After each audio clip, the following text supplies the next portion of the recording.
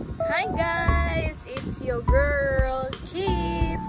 So ngayon, ang ating tatalakayin is like, I will be vlogging and I will share to you what I've learned sa aking sinaliksik na tungkol sa Commonwealth era. So, ang era na ito ay, ang mga Pilipino ay naghahanap ng kanilang identity and then, like, pagpalaganap ng kultura.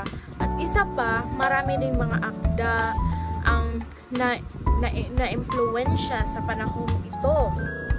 At saka, ang panitika ng Pilipino ng panahon ng Commonwealth hanggang sa ngayong kasalukuyan ay ang pag-uunlad at pagbabago ng mga yugto.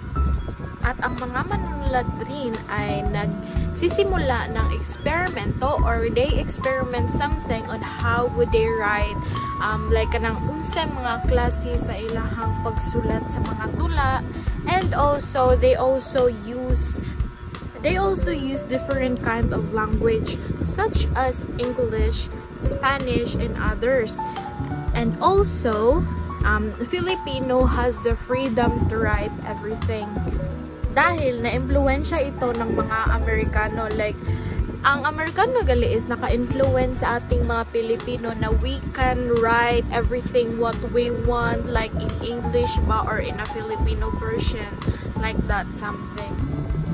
Marami ring kilalang mga manunulat sa panahong iyon, kagaya na lamang nina Manuel Argelia, Liwayway Arcelio, at marami pang iba. So, at ang kanilang mga tema sa kanilang mga akda is kagaya na lamang ng pamilya, pag-ibig, pagkakaibigan, tungkol sa bansa, kalikasan, at hanggang sa mga problema ng lipunan or sa mga politiko.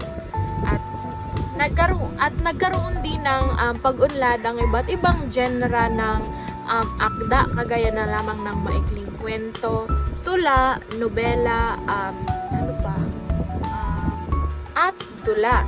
Kasi ang mga akda sa panahong iyon ay nagpapakita ng like real life scenario or real life situation sa kanilang mga isinulat.